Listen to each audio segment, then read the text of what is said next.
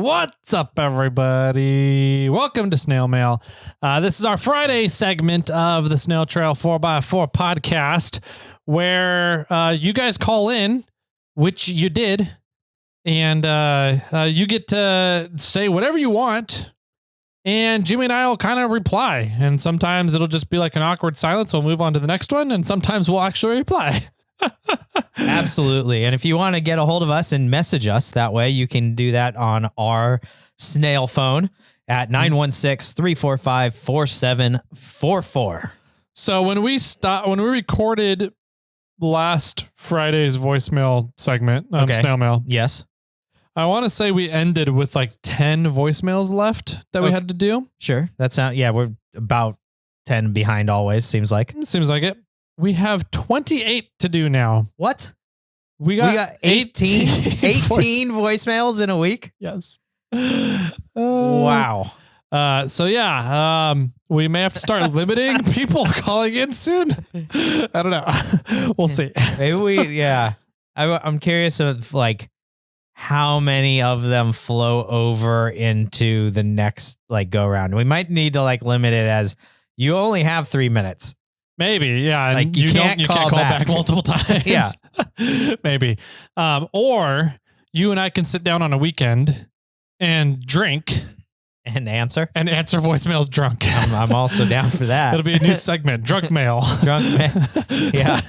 We're so snail mail that it takes us 4 weeks to get to you. Anyways, all right, let's start off here, shall we? We normally get like 5 or 6. So I think we're just going to have to start blasting like. Maybe. Yeah, we think that's a great idea. We don't really have time to respond. Thank you. Bye. Go ahead. Which I don't think they want. I think people want a genuine response, right? I agree. And I like the genuine responses. Yeah. Like, I don't want to just be like, yeah, cool, next. Yeah. Well, I mean, like, who was it? Tom from Clinkin' Beard Strong called in about the business thing. And then we went off for like 15, 20 minutes on it. And we're like, oh, I guess we're all out of time. Yeah, whoops. Sorry. Actually, speaking of that, there is a form in the show notes. So if you want to go down into the show notes, click the button to add any business questions down there. Cool. And maybe we'll have Monday's guest on again. That'd be cool. He sounded like he was very in tune with business and he might be able to answer some business questions as well. Yeah. Another thing I was thinking about when we were talking to our Monday's guest, which I'm not going to tell you guys who it is that maybe we could pick and choose people to answer specific questions. Oh. And we can send it off to, person A, B, or C, and then say, hey, can you answer this question? Hey, can you answer this question? How can you answer this question? Yeah, unless they're directed. Matson at Metal Cloak, Dimitri. Yeah, exactly. Yeah, all these guys we know. Like I'm Brian. thinking about starting a fab shop. What are your thoughts and suggestions, and how do you go about starting that? Like we couldn't answer that, but we have friends in the community that can. Yeah. We have a few friends that we could probably get to answer that question, that specific ones. But so I'm almost thinking that there's no questions off limits. Ask us any kind of business question and we'll pair it with somebody. It could be, if you want to direct it directly at us or ask, directly a question to Morphlate or Snail Armor, then I get it. But if you have more of a business question, then in regards to something, maybe we'll find somebody might be able to answer that well. Yeah. Yeah. Cool. I like it. Okay. So let's get in the first one here, shall we? Let's do it. All right. Joe from Southern California. All right. SoCal Joe. Here we go. Hey guys, this is Joe from Southern California. Been listening since the High Sierra days. Ooh. I got a question for Tyler about radios. Yay. What are these new rapid radios that I'm seeing all over social media? Nationwide coverage. No monthly fee. This seems too good to be true. What's the lowdown, Tyler? Great question. I believe the company's called Rapid Talk. I think we've talked about these before. I think we have. But essentially what they're doing is they're putting a SIM card into handheld walkie-talkies. Okay. And the SIM card works on all the carrier networks. So it's a SIM card that'll work on T-Mobile, Verizon, AT&T, Metro, blah, blah, blah, blah. All the major cell providers, right? And so it's I'm not sure how Rapid Talk is working. I'm guessing they're taking part of the sales of the walkie-talkies and paying the carriers to use their networks. That would be my guess on how the business transaction side is working on the back end. But how the technology works is it's just a SIM card that's running on the cell networks. Okay, but what if you don't have cell coverage? That's where they don't work anymore. Oh, interesting. Yeah. So I don't believe I don't know if they have an analog option where they will work just walkie-talkie to walkie-talkie, like a simplex direct 2 between the walkie-talkies. Yeah. But for the most part, they work as a cellular device. What was that old school cell phone that Nextel. has Nextel? Yep. Yeah. So it's the exact same technology that Nextel used in their cell phones with the walkie-talkies built into them. Yeah. Exact same technology, except Rapid Talk has expanded to work on all the cellular networks. That's kind of cool. So if there's any cell signal around you, they should work Wow. nationwide. Okay. That's a really cool concept. Really cool enactment of the technology. I don't think they're going to work that great for off-roaders because we tend to go a lot of places where there isn't cell service. Right. So that's where, as soon as you're outside of cell service, you don't have a cell signal anymore, you're done. You don't get to use them. That's kind of interesting. I wonder if I should buy like 15 of these and just hand them out to all the mini assistants friends. You totally could. And then they could just walkie-talkie each other at almost any time. Yeah, it's like a big group chat. Yeah. Yeah. And everybody would be hearing what was going on though. Mm-hmm. Yeah. Yep. And you're like, hey, sweet sister, go to our alternative channel. Yeah. And then they could have their own private conversation. Yeah. So I don't know if they have like PL tones and protected channels. Like I'm like, if you want to talk from like you're in SoCal and I'm in Maine, how would you reach my walkie-talkie in Maine? And Yeah. there's got to be a digital identification code for every single walkie-talkie. And you've got to know what your buddy's identification queue 'em. code is. Yeah. That would be the only thing that I don't know how they accomplish, but essentially in terms of the range of communication, I wonder if everyone has a cell phone, like a cell phone number, maybe right? very well could be. It's a SIM card. So Yeah. the SIM card has an identification number on it. And then you could scroll through and you're like, I want to call Brian or what was it? This gentleman's name? Joe. I Yeah, want to Joe. call Joe. Yep. And you just scroll through the contacts in the Could be. walkie-talkie. Yeah.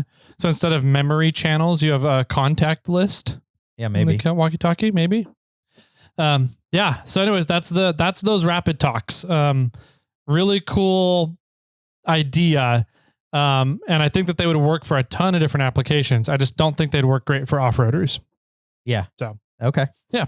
Yeah. I don't know anything about them. So thanks, Joe, for bringing it to my attention. I actually think it'd be a fun thing for the mini assistant and some friends. So I'm going to look into them. Maybe, I will have some more information about them in the future. Yeah. It'd be sweet. Look at you getting all into radios, nerd. Yes. All right, next one. Zach from Oklahoma. Here we go. What's up, Jimmy and Tyler? What's up, Zach? Hope y'all are doing good. I'm just on my way back to OKC from Fort Worth. I spent a little bit of a weekend with my family. It was fun. It was good. Oh yeah, I guess a little bit of an update on the truck. I haven't done much with the camper shell. I haven't really put it together yet. I've just been trying to get all the bolts and screws and stuff for it.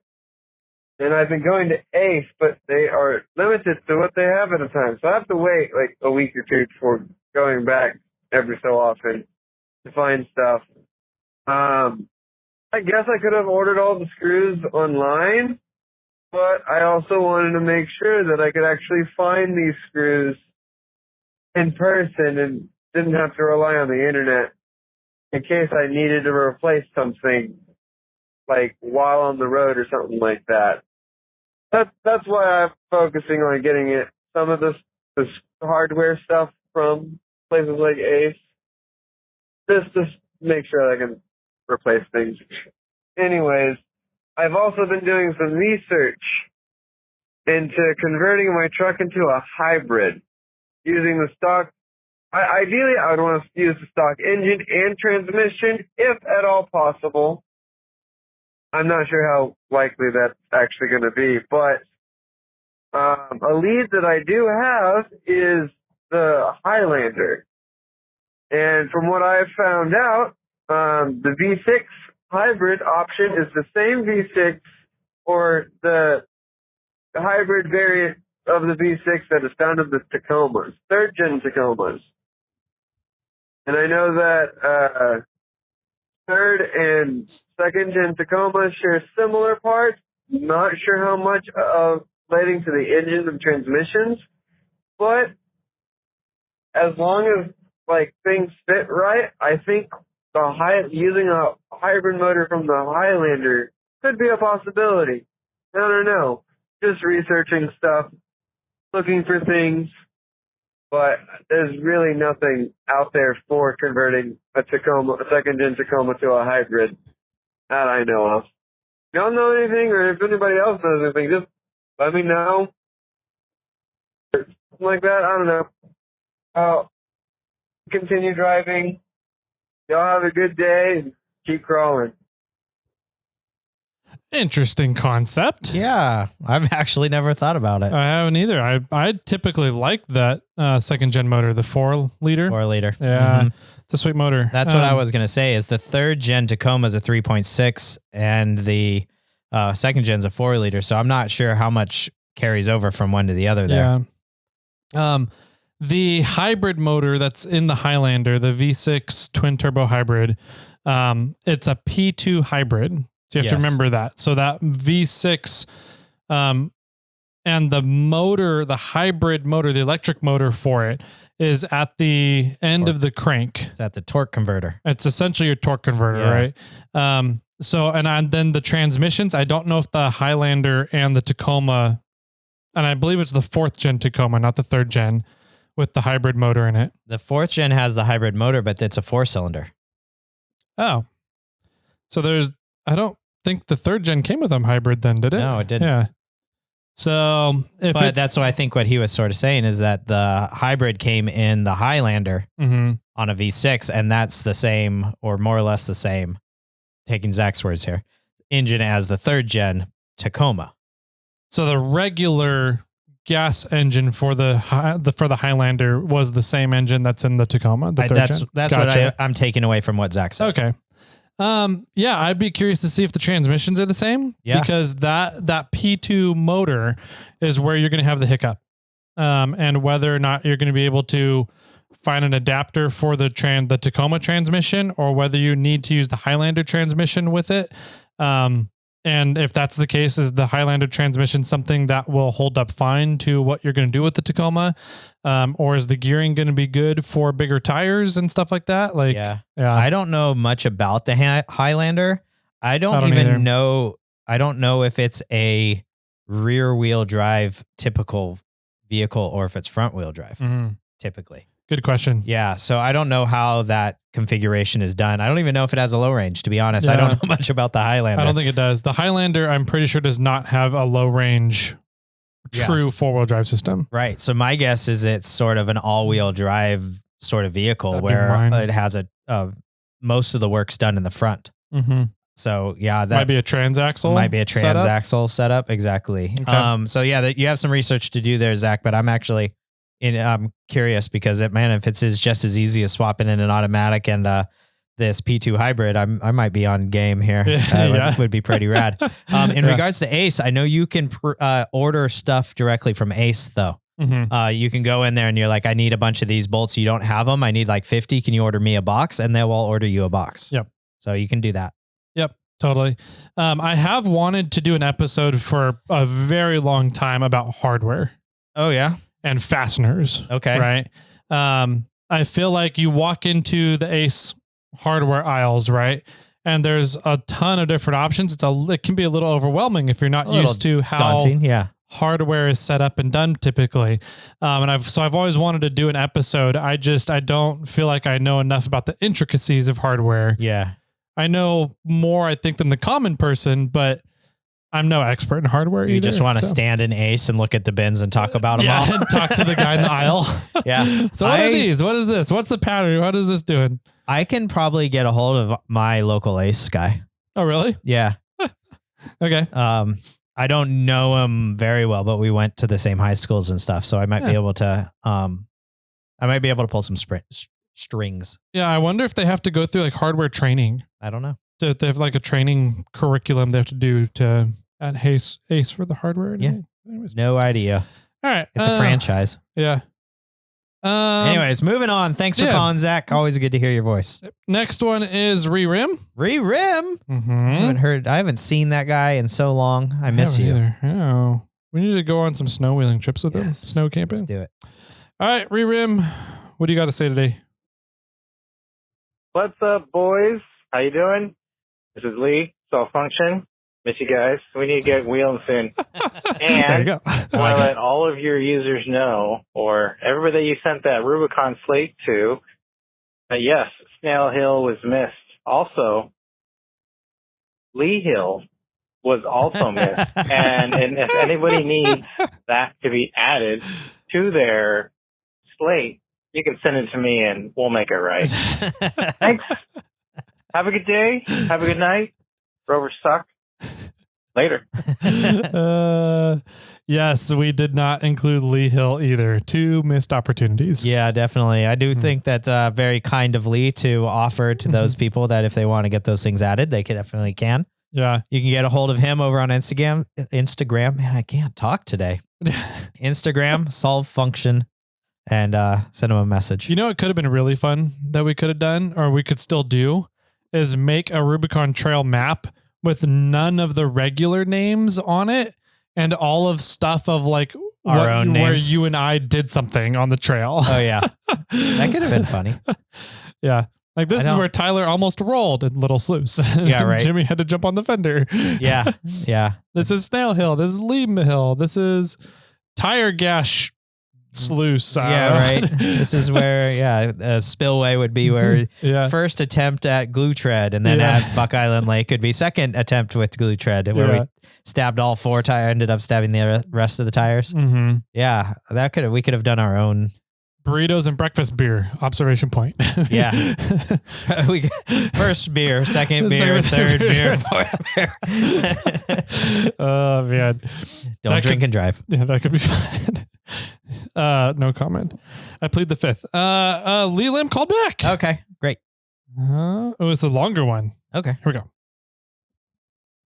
Yo, boys, it's Lee again. Hey, Lee. SolveFunction. Still miss you. Sperm whale, white whale.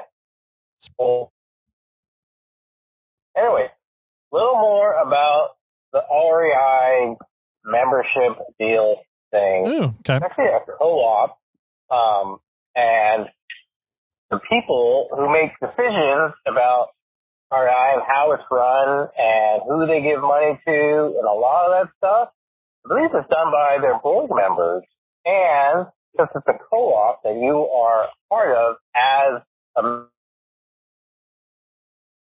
I think I was a member since 87 or something like that.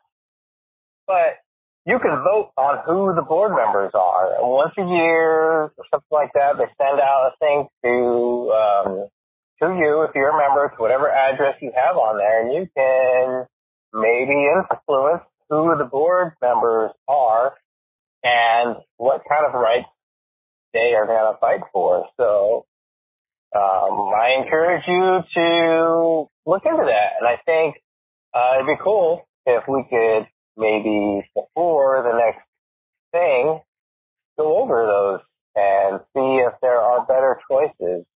Because I know a lot of us are members of REI, and that was because we were into the outdoors before we were able to drive to places. And REI was a great place. They had great gear, they did a great return policy, they still do.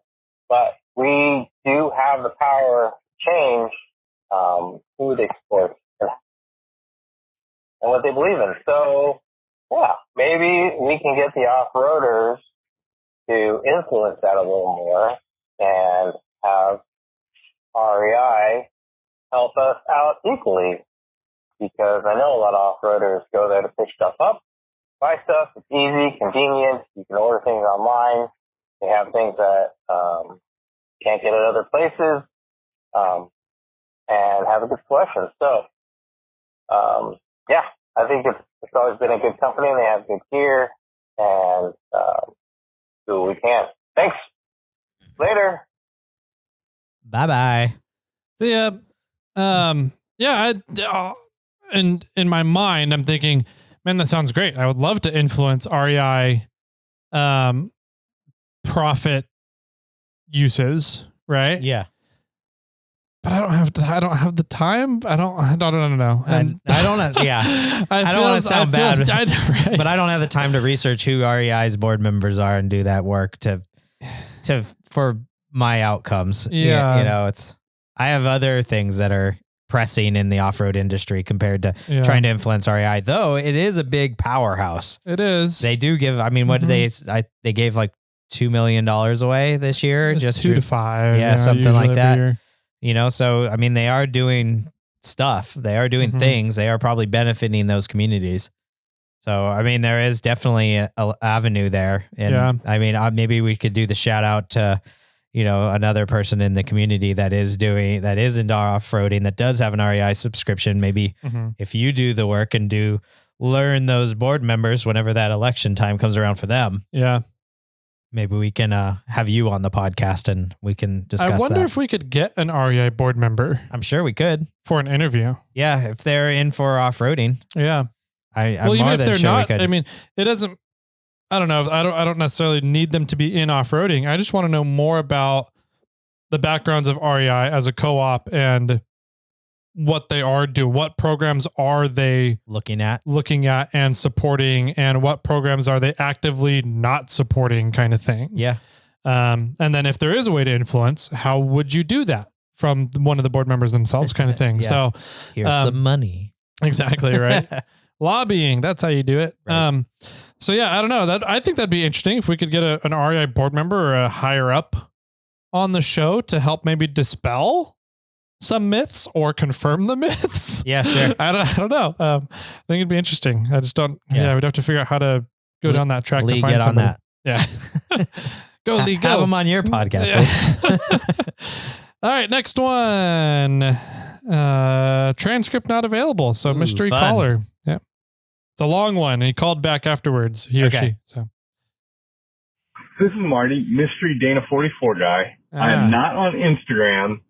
I not the am wizard. an old school guy. I've had a Toyota that ran and a Toyota that wasn't completed, but I'm mostly a Jeep guy. But I ran a 4x4 shop in the 90s. And so I'm more familiar with this old stuff. But the Tremec is a new thing.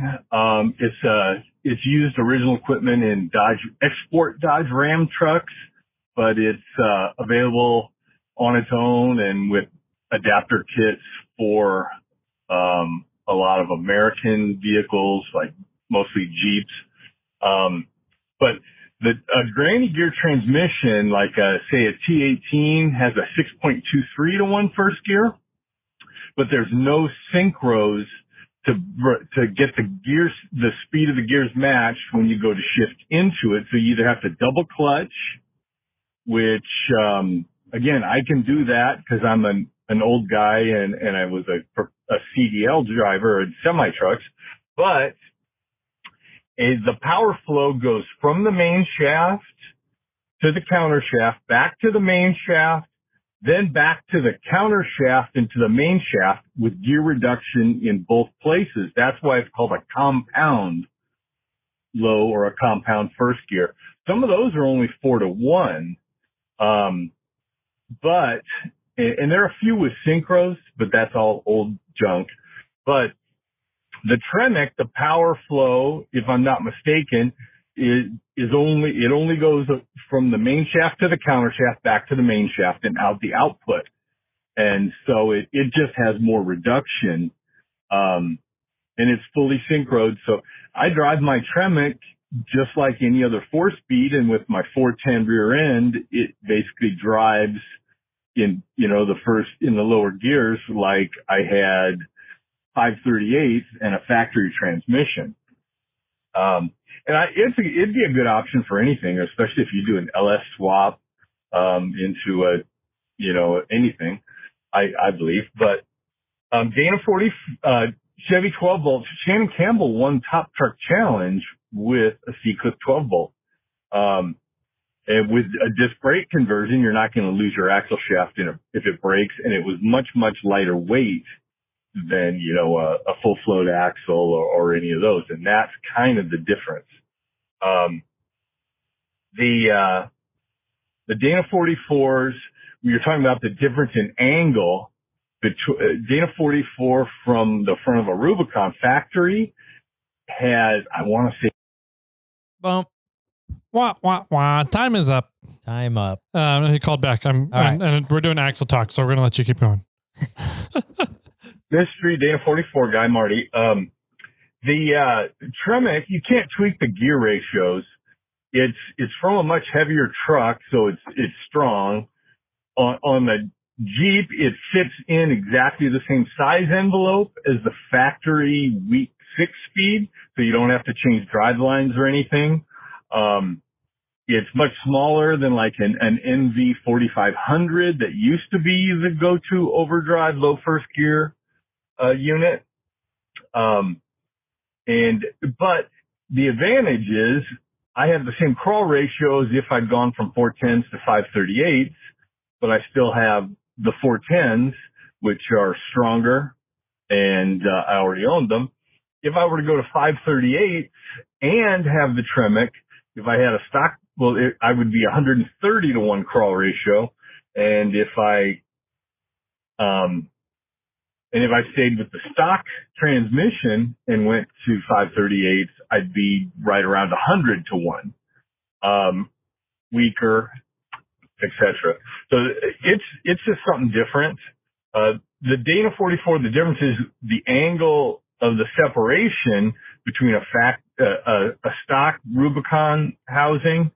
It becomes wider with an aftermarket Rubicon housing, like the aftermarket's full up, or with a Ford Super Duty housing. Basically, they're both high pinions, but the Super Duty, I want to say, has 10 degrees of separation of your caster angle from your pinion angle, and the Rubicon has like 6 in the factory housing. So when you lift it, your pinion isn't pointed properly at your T-case output. On a Super Duty, the drivetrain geometry is a lot like an old Toyota Hilux or something, where the motor sits more on top of the axle. So it needs, relative to the front axle, the transfer case is higher, so it needs to have the pinion pointed at a greater angle upwards. And when you lift a Jeep, you also need a greater angle pointed upwards. And, so that's the big advantage. You get the angle of a custom housing with a junkyard housing, plus the strength, but they're very heavy. So thanks. A lot of information there. Yeah, a ton of information. Tremecs, they sound awesome. Yeah.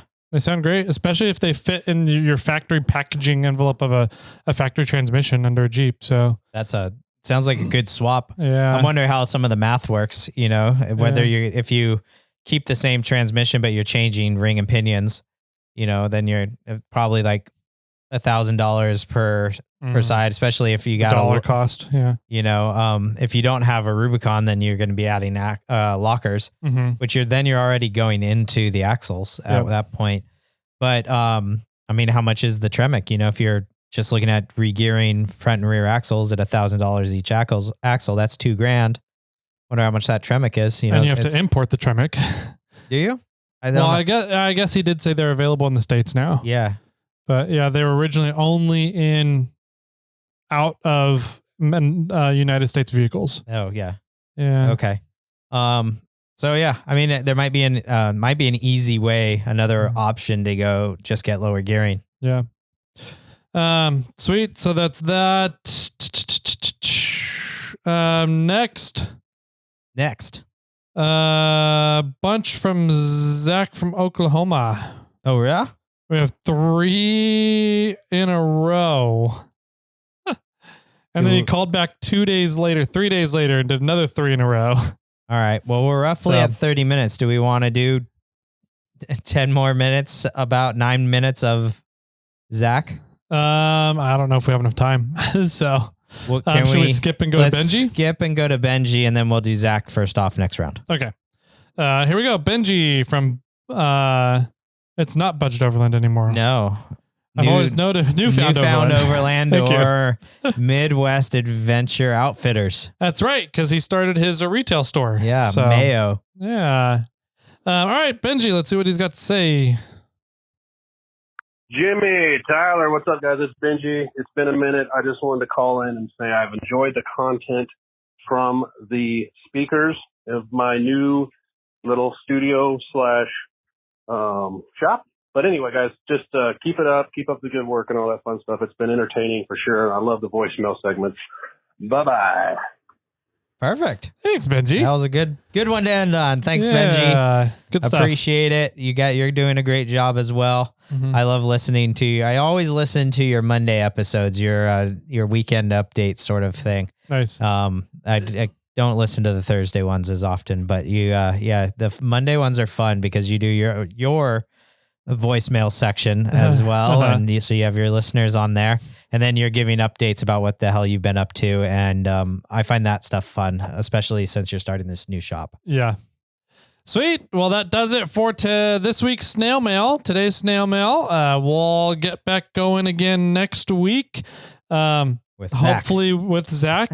And hopefully we don't get another 18 voicemails in the meantime. Yeah, that's pretty wild. But if you do want to leave us a voicemail, then phone in 916-345-4744 for our hotline. If you have complaint mail, dial 408. Oh, yeah, that's what it is. 800-5169. That's what it is. Okay. 408-800-5169. Good job of remembering that. We haven't said that number in a while. No, we haven't. All right. Well, that does it. You guys know how to get a hold of us. Keep sending the voicemails in. We love chatting with you. And I guess with that, out we